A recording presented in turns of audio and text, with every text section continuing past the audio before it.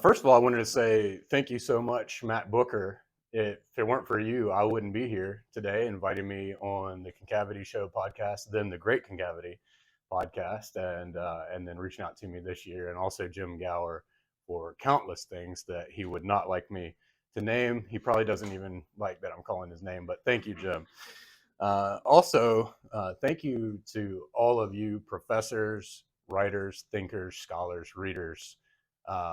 I'm really none of these except for the latter.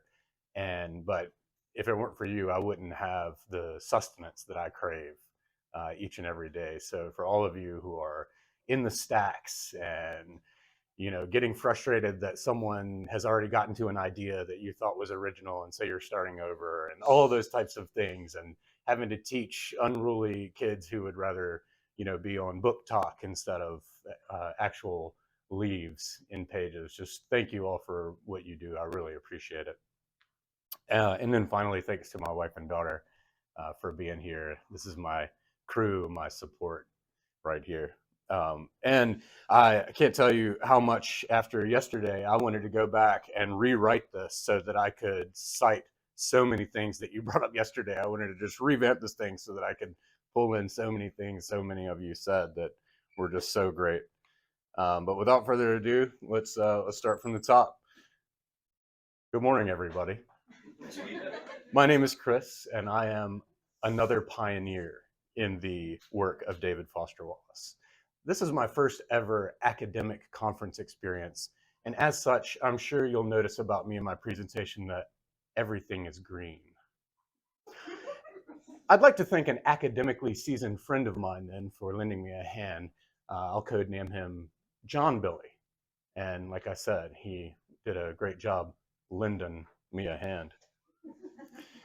You see, as host of a YouTube channel, I'm used to my appearance being in both flesh and not.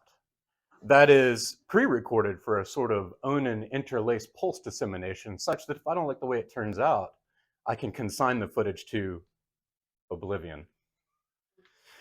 As much as I would like to talk about everything and more today, I don't have enough fate, time, and language to do much more than, as it were, consider the lobster. Or if things go really well, the broom of the system, like the elder Lenore Beadsman. It's tempting to go down greatly exaggerated rabbit holes like string theory or even a compact history of infinity. Or my thoughts on Richard Rorty's philosophy in the mirror of nature. But I can already see in my mind's eye a good old neon sign urging me to turn around and stick to my point before I find myself getting away from already being pretty much away from it all. Plus, I spent a lot of my time in preparation engaging in avoidance behaviors like reading Borges on the couch. I do have some hopes for this talk, though. Even if we don't discuss infinity per se, I hope that the presentation will stimulate avenues of thinking that are infinite just the same. I hope you won't remain little expressionless animals. I hope you won't resort to boredom coping, candy crunching, and gum chewing, signifying wrappers that will have to be cleaned up later. I hope when this video posts online, people won't begin referring to Leaf by Leaf as the suffering channel. I hope when I leave here on Saturday, I won't think of this as a supposedly fun thing I'll never do again. One should, of course, never say never. And finally, for anyone who, like the narrator of The Soul is Not a Smithy, was able to count the exact number of David Foster Wallace titles in this preamble without being able to recall any of what the preamble was actually about, well, there's no prize, but the nature of the fun is that you just think this is water. 20 years ago, I had a reading experience that convinced me I was destined to be a great novelist. The passion was so immediate and intense that I hammered out my very first short story in a furious 30-minute paroxysm, a peccadillo about a serial killer in Wyoming who hides clues in crossword puzzles. I haphazardly scanned over my work through the blind eyes of a self-deluded genius, Googled how to submit manuscripts, rushed to the post office and frantically mailed the pages to the likes of the New Yorker, the Paris Review, the New England Review, the Atlantic Monthly, and Tin House without ever having laid an eye on a single line of any of these luminous publications. But that didn't matter. One glance at my work, and they'd throw out the house rules. I was so convinced of my imminent catapult to fame that I pinned the post office receipt to the wall above my writing desk, knowing it would one day be the storied artifact of humble beginnings. And I began mentally rehearsing the writerly wisdom I would extol in future interviews. Of course, over the next couple of months or so, I received the inevitable succession of rejection slips. It was sobering, sure, but it didn't stop me. What fire dies when you feed it, after all? Thus ensued half of my lifetime poring over books on writing craft, various journal and magazine subscriptions, yearly copies of The Writer's Market, William H. Gass's prescribed trivium for aspiring writers, that being James's notebooks, Flaubert's letters, and Wolfe's diaries. Endless voice recordings, index cards, journals of ideas, the ad hoc writing seminar or two at the local library. In short, countless submissions and an equal number of rejections. But mostly, I read. What I couldn't admit to myself over the course of these next 2 decades was that I was miserable writing fiction. Yet I burned with the envy of my favorite writers and felt this was a sure sign of my true vocation. The intoxication of what they could do sometimes overwhelmed me to the point of a peculiar misery. It wouldn't be until the third time I read Infinite Jest in preparation for this conference that I finally began to see my real dilemma. The ineluctable modality of the human. To varying degrees, we live in a constant tension between stubborn ontological, epistemological, and physiological limitation against a virtually limitless imagination. Why is it that we have the power to imagine our dream job, but we just can't seem to contrive it in reality? Why is it that we can feel with every fiber of our being that we are an incredible musician, yet no matter how much gear we buy and how much time we invest, at some point we realize we're just not that great? Is it nature or is it nurture? It's a conundrum that has baffled thinking humans across millennia, and its dendrites have branched into mythology, philosophy, theology, mathematics, quantum physics, psychology, literature, art, film, that is to say, pretty much anything we've touched. Today, I want to focus on one way in which David Foster Wallace depicts this progression of marveling at, being defeated by, and ultimately coping with imagination versus reality, and how this depiction helped me personally. Fiction, of course, has proven fertile ground for imagining what it would be like to surmount such restrictions as time, space, and consciousness, usually with devastating consequences that constitute the cautionary tale. Think, for example, of Borges's reeling narrator in El Aleph after he momentarily sees everything all at once and is thus doomed to a life of perpetual déjà vu, unable ever again to experience surprise. Or consider every episode of a show like Black Mirror, the 6th season of which awaits me now on Netflix.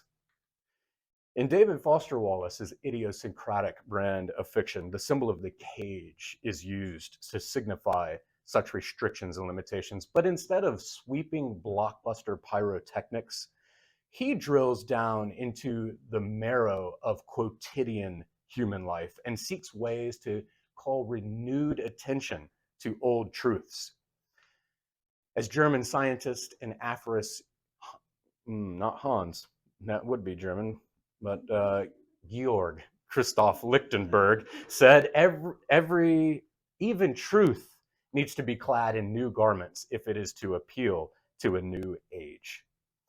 One of the footnotes of Wallace's story, The Depressed Person, is exemplary of this combination of cage imagery and the narcotizing properties of the quotidian.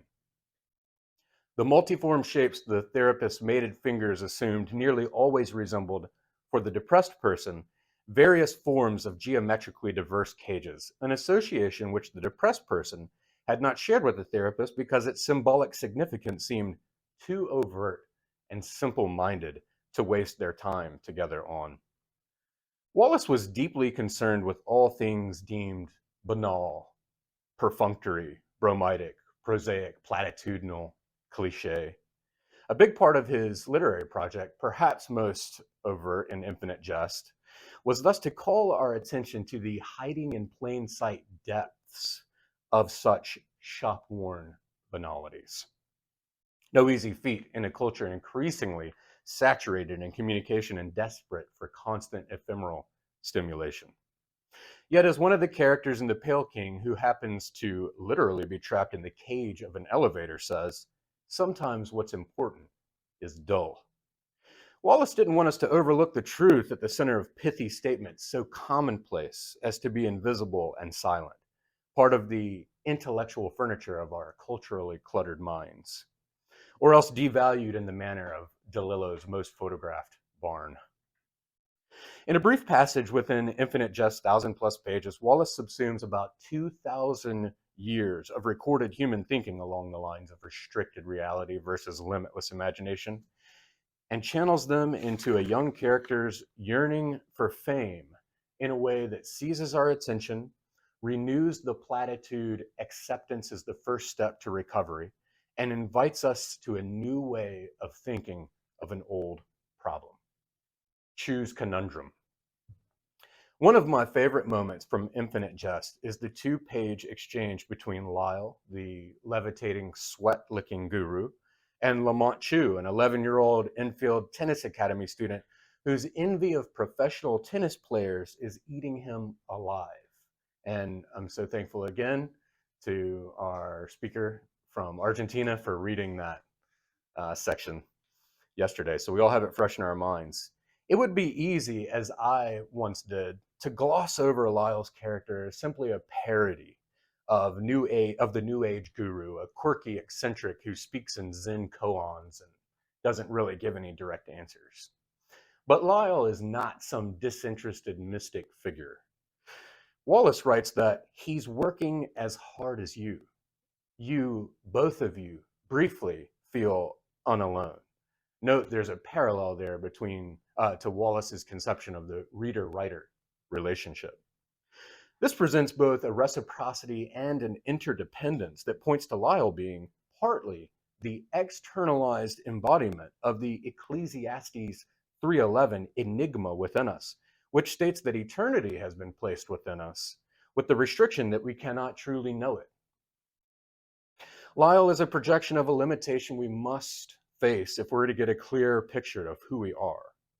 Tellingly, Lyle is positioned above us, literally levitating, yet is also, in a sense, within us, part of us. Wallace strikes the appropriate simile as he does. It's like he's you in the top of a clean pond. Lyle is thus the manifestation of a perspective we long for but cannot achieve on our own. But why the sweat licking?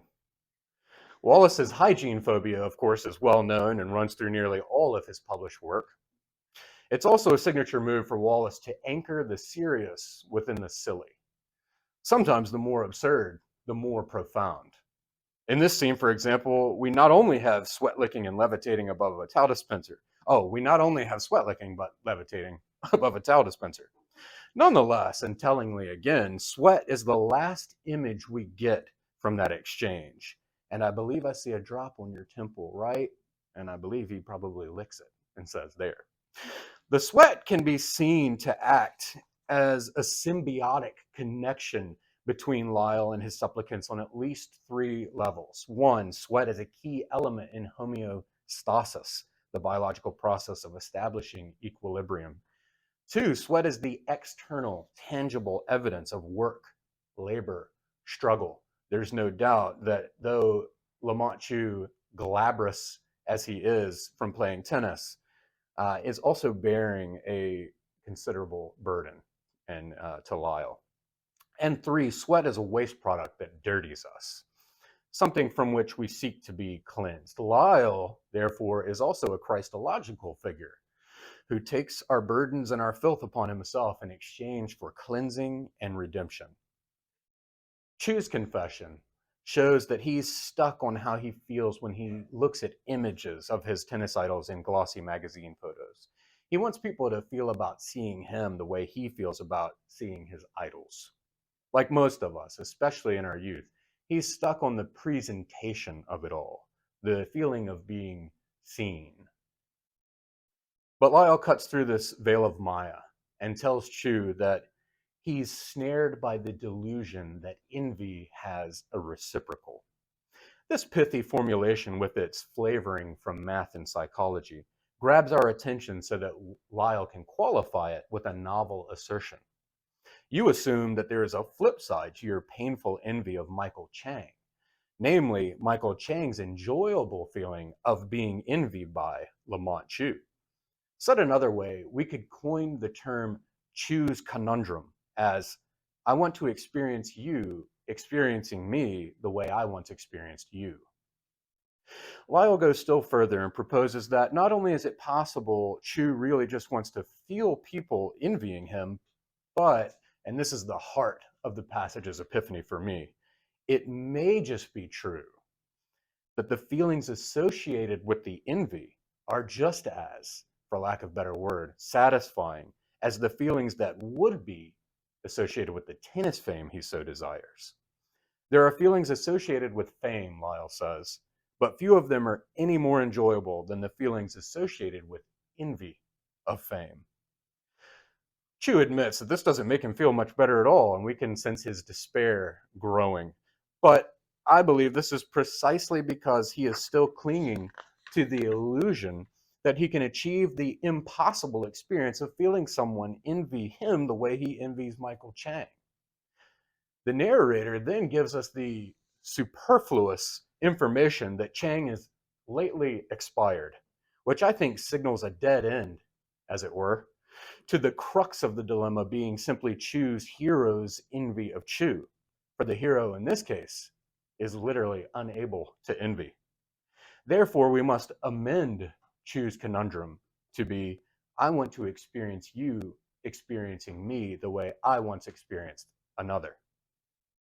To sharpen the point more finely, I believe that what Lamont truly desires, there's a pun there with Chu's conundrum, C-U-H or C-H-O-O-S-E. I should have worked that in somehow. Well, I guess I just did work it in.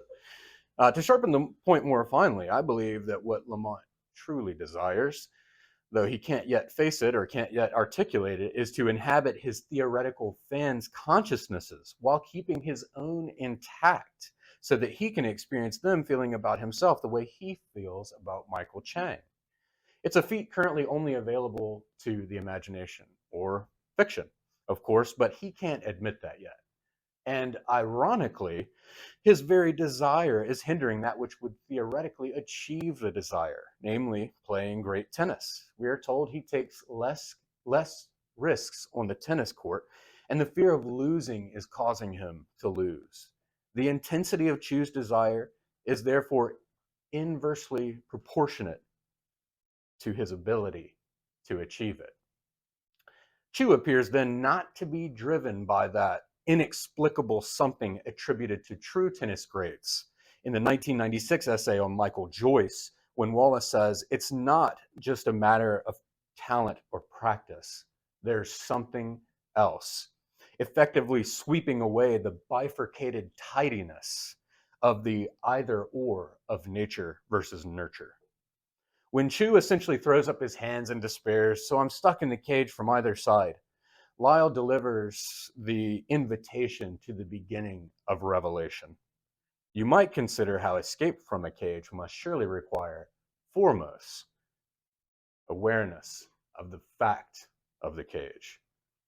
This aphorism clearly meant a great deal to Wallace, as it has a striking parallel to a parable that appears elsewhere in Infinite Jest, and then again, famously, in the 2005 Kenyon commencement speech, and here on our conference-branded cups. The older fish asks the younger fish, how's the water? And leaves them as baffled about their invisible cage as Chu his.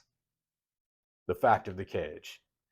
So in this amusing and didactic pericope of Lyle and Lamont, David Foster Wallace presents yet another variation on an ages-old paradox, this time in the context of the envy of fame, which, like so many other preoccupations of Wallace's, can turn into an addiction. Somebody yesterday said, everything is, well, how did it go? Everything is abusable. That's it. I wanted it to be the exact word they used. Everything is abusable. As Carl A. Plank puts it in The Fact of the Cage, Reading and Redemption in David Foster Wallace's Infinite Jest, making a choice that forfeits the ability to choose, whether in the case of Joel Van Dyne's cocaine, Kate Gompert's suicidal attempts, or the attachés hitting play for the entertainment to start, or here Lamont Chu's attainment of the theoretical tennis fame, looms a basic description of addiction.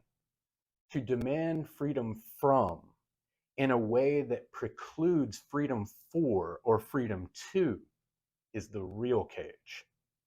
In conclusion, there is always a cage, and the wise acknowledge it, accept it, discern its necessity, and learn how the right restrictions can yield profound freedoms. For those of us who dream of something we don't have, it could well be that the feelings of the dream are there to enrich our lives more than the attainment of the dream would. It can be a tough or scary or off-putting and certainly countercultural thought to entertain, but I believe it offers a level of consideration that could save us from the trauma of hurling ourselves against the cages that are there meant to protect and guide us. End of envy, beginning of freedom. In April of this year, freshly armed with Chu's conundrum, I was finally able to ask myself an important question that I never knew how to ask, or perhaps that I dreaded so much the powers of psychological repression were operating at full bore. Do I really want to be a novelist? Or do I really just want to experience others experiencing me the way I've experienced the writers I love? By this point, again, I had buried the dormant question under layers of fantasy and denial, but Infinite Jest proved the perfect excavator. I was able to hold the question aloft like Yorick's skull, to acknowledge the fact of my cage, to accept my feelings associated with the envy of the great writers, and to answer the question, to write fiction or not to write fiction. I'm being drastically reductive of the whole epiphany for your sake here, but I found an enormous freedom and relief in this discovery, a grateful joy and acceptance in my vocation as a reader. The envy that once tore me to pieces is now a reverence for great writing that keeps me whole. Thank you all for your time.